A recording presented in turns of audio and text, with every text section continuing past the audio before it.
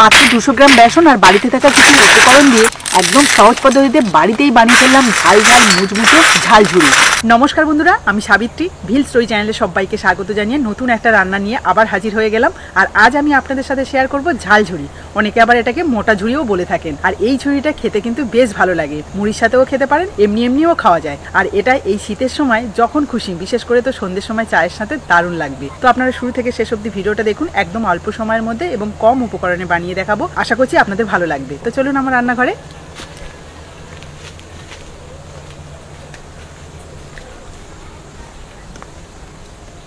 আমাদের বাড়িতে এই ঝালঝুড়িটা সবাই খুব পছন্দ করে, দোকান থেকে কিনে আনা হতো। হঠাৎ করে বাড়িতে একদিন বানিয়েছি, আর সেটা খেয়ে বাড়ির সবাই এত পছন্দ করেছে যে দোকানে আর কিনতে চায় না, বলে বাড়িতেই বানাতে। তাই আজকে কিন্তু আমি একদম সহজ পদ্ধতিতে বাড়িতেই বানাবো, আর সেটা আপনারা দেখেও বাড়িতে সহজে বানিয়ে নিতে পারবেন। তো চলুন প্রথমে আমি ব্যাটারটা রেডি করব। তার জন্য একটা বড় পাত্রের মধ্যে নিয়ে নেবো 200 গ্রাম বেসন। আর এখানে 70 বেসন নিয়েছি, আপনারা চাইলে যে কোনো বেসন নিতে পারেন।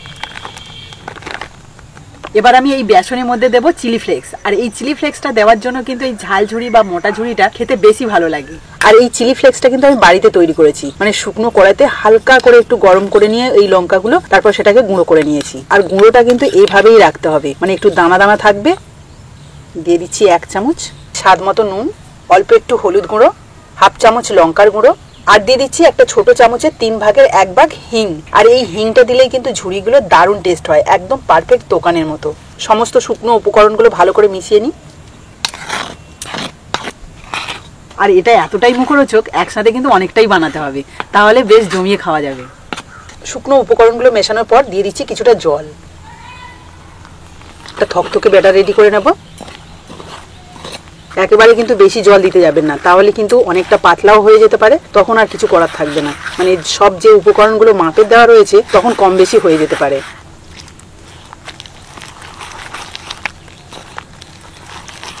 বেসনটাকে ঠিক এইভাবে আমি 2 মিনিট মতো ফেটিয়ে নেব।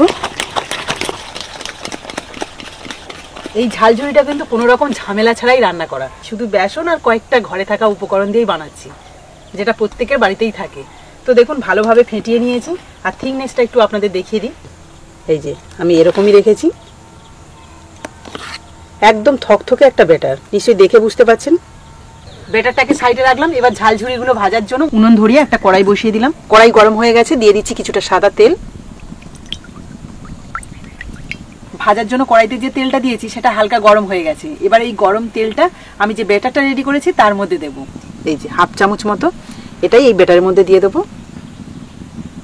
এতে করে কিন্তু আরো মুচমুচে হবে আর খেতেও ভালো লাগবে ঝালঝুড়িটা। মিশিয়ে নিই ভালো করে। এবার আমি ঝুড়ি শেপ দেবো, সেজন্য একটা তেলের প্যাকেট নিয়ে নিয়েছি। এই প্যাকেটের মধ্যে সম্পূর্ণ ব্যাটারটা ঢেলে নেবো। আপনাদের হাতের কাছে যদি এরকম প্যাকেট থাকে নিতে পারেন, তাছাড়া নুনের প্যাকেট বা দুধের প্যাকেট যেগুলো থাকে সেগুলোও ব্যবহার করতে পারেন। এছাড়া কোন যেগুলো রয়েছে কিনতে পাওয়া যায় সেগুলোও ব্যবহার করতে পারেন। তো চলুন এর মধ্যে ব্যাটারটা ভরে নিই। একদম থকথকে ব্যাটার, সেটা নিশ্চয়ই দেখে বুঝতে পারছেন। এবার এই মুখটাকে একটা গার্ডারের সাহায্যে বেঁধে নেব।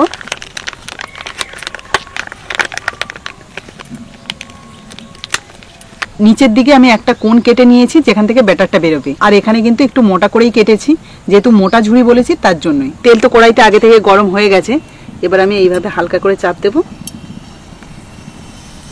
এখানে ভয় পাওয়ার কোনো কারণ নেই, যেমন খুশি ব্যাটারটা শুধু দিয়ে যেতে হবে, তারপরে দেখবেন কত সুন্দরভাবে ঝুড়িটা হয়। আর ব্যাটার দেওয়ার সঙ্গে সঙ্গে দেখতে পেলেন কি সুন্দর ফুলে উঠেছে। এবার এটাকে আমি উল্টে পাল্টে ভালো করে ভেজে নেব। আর এই ভাজার সময় কিন্তু আঁচটাকে একদম মিডিয়ামই রাখতে হবে। খুব হাই ফ্লেমে ভাজলে সঙ্গে সঙ্গে কালারটা চলে আসবে, আর এই ঝুড়িগুলো কিন্তু মুচমুচে হবে না। সেজন্য মিডিয়াম আঁচে ভাজবেন, তাহলে একদম পারফেক্টভাবে ভাজা হবে। প্রথম ঝুড়িটা বেশ ভালো করে ভেজে নিয়েছি। আর কালারটা দেখেছেন কত সুন্দর এসছে, যে বাবলসগুলো উঠছিল সেটা কিন্তু আর উঠছে না বলতে গেলে।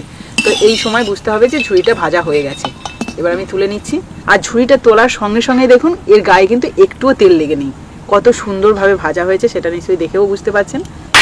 প্রথম ঝুড়িটা ভেজে যখন রাখলাম তখন আওয়াজটা শুনে নিশ্চয়ই আপনারা বুঝতে পেরেছেন কতটা মুচমুচে হয়েছে। তবুও আমি হাত দিয়ে একটু ভেঙে দেখাবো। এই দেখুন। আর এই ঝুড়িগুলো কিন্তু এইভাবে ভেঙে বিক্রি হয়, এগুলো না খেলে কিন্তু বুঝতে পারবেন না কতটা মুচমুচে আর কতটা টেস্টি। এই অল্প ঝুড়ির আওয়াজ শুনুন। চলুন বাকি ব্যাটারটাও আমি একইভাবে ভেজে নিই। দেখলেন তো কত সহজে ব্যাটারটা দিলাম। নতুন যারা ঝুড়ি ভাজতে যাবেন তারা কিন্তু এই ঝুড়িটা ভাজতে পারেন, কোনো অসুবিধা নেই, কোনো রকম শেপ দেওয়ারও ঝামেলা নেই, একদম সহজ পদ্ধতিতে ব্যাটারটাকে রেডি করে ঝপঝপ ভেজে নিই। আর যদি আপনাদের কাছে ফ্ল্যাট পাত্র থাকে তাহলে কিন্তু বড় করে ঘোরাতে পারবেন, একসাথে অনেকটা ঝুড়ি ভেজে নিতে পারবেন। এটারও একদিক ভাজা হয়ে গেছে, এবার এটাকে উল্টে দিচ্ছি। আর এই ঝুড়িটা যে ভাজা হয়ে গেছে সেটা বুঝবেন কিভাবে, সেটা কিন্তু আমি আগেই বলে দিয়েছি। এই যে বাবলসগুলো উঠছে এগুলো যখন কমে যাবে তখনই তুলে নিয়ে তারপর দেখবেন কতটা মুচমুচে হয়। আর আমি যে এই রান্নার সময় যে ছোট ছোট টিপসগুলো দিই সেগুলো যদি আপনারা ঠিকঠাক ফলো করেন তাহলে কিন্তু একদম আমি যেমনভাবে ঝুড়িগুলো ভাজছি ঠিক তেমনভাবেই হবে। পরের ঝুড়িটাও বেশ সুন্দর করে ভেজে নিয়েছি, একই রকম কালার হয়েছে আর একই রকম কিন্তু দেখতে।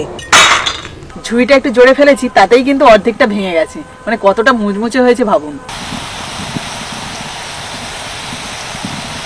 এই ঝুড়ি ভাজাতে আরো একটা টিপস আপনাদের সাথে শেয়ার করছি। তেলটা যদি ঠিকঠাক না গরম থাকে না, ব্যাটারটা দেওয়ার সঙ্গে সঙ্গে একদম চ্যাপটা হয়ে যাবে আর নরম থাকবে, আর তেল পুরো গায়ে লেগে থাকবে ঝুড়িগুলোতে। তাই আপনারা কিন্তু যখন ব্যাটারটা দেবেন তখন অবশ্যই করে তেলটাকে ভালো করে গরম করে নেবেন। মাত্র 200 গ্রাম বেসনে এতটা ঝুড়ি ভাজা হয়েছে, আর প্রত্যেকটা ঝুড়ি কিন্তু একদম পারফেক্ট ভাবে ভাজা হয়েছে। তবে এখানেই শেষ নয়, এখনো ঝুড়ি ভাজা চলছে, আরো বেটারও রয়েছে, মানে এর থেকে অর্ধেকটা এখনো ঝুড়ি ভাজা হবে। তো বুঝতেই পারছেন মাত্র 200 গ্রাম বেসনে এত ঝুড়ি হয়, মানে কত কম খরচে বাড়িতে এতটা সহজে বানিয়ে সবাই মিলে খাওয়া যায়। সবগুলো ঝুড়ি আমি একটা বড় পাত্রের মধ্যে নিয়ে নিচ্ছি। এই ঝাল ঝুড়ি বা মোটা ঝুড়িটা দোকানে এইভাবে বিক্রি হয় না, এই যে মিডিয়াম সাইজে বিক্রি হয়। তার জন্য আমি 2 হাত দিয়ে ভেঙে নেব। এই দেখুন, হাত দিয়ে এইভাবে চাপ দিলেই কিন্তু ভেঙে যাচ্ছে। এই দেখুন, দেখতে পাচ্ছেন পুরো একদম গুঁড়ো হয়ে যাবে।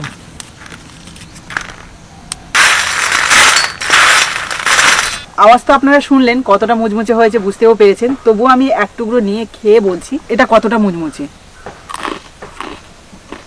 বুঝতে পারছেন, এরকম গরম গরম মুচমুচে ঝুড়ি ভাজা যদি কারোর সামনে ধরা হয় সে কিন্তু আর লোভ সামলাতে পারবে না। এটা তো মুচমুচে হয়েছে নিশ্চয়ই বুঝতেই পারছেন। আর তাছাড়া টেস্টটাও কিন্তু একদম পারফেক্ট দোকানের মতো হয়েছে, যেহেতু আমি হিং দিয়েছি আর তাছাড়া যেসব উপকরণ দিয়েছি ওই সামান্য উপকরণেই কিন্তু সুন্দরভাবে বানানো হয়ে যাবে। তো আপনারা বাড়িতে একবার হলেও ট্রাই করবেন, আশা করি খুবই ভালো লাগবে। তো বন্ধুরা, আজকের এই রেসিপিটা আশা করি আপনাদের ভালো লেগেছে। আর ভালো যদি লাগে তাহলে প্লিজ একটা লাইক করে বন্ধুদের সাথে শেয়ার করবেন, যাতে সবাই দেখতে পায়। আর যারা আমার নতুন বন্ধু আছেন তারা যদি ইউটিউব থেকে দেখে থাকেন তাহলে অবশ্যই করে ইউটিউব চ্যানেলটা সাবস্ক্রাইব করে দেবেন। আর যারা ফেসবুক থেকে দেখছেন তারা ফেসবুক পেজটাকে ফলো করে আমার পাশে থাকবেন, তাহলে এরকম নতুন নতুন ভিডিও প্রতিদিন দেখতে পাবেন। তো আজকের মতো টাটা, পরের দিন আসবো আবার একটা নতুন ভিডিও নিয়ে। ততক্ষণে ভালো থাকবেন, সুস্থ থাকবেন।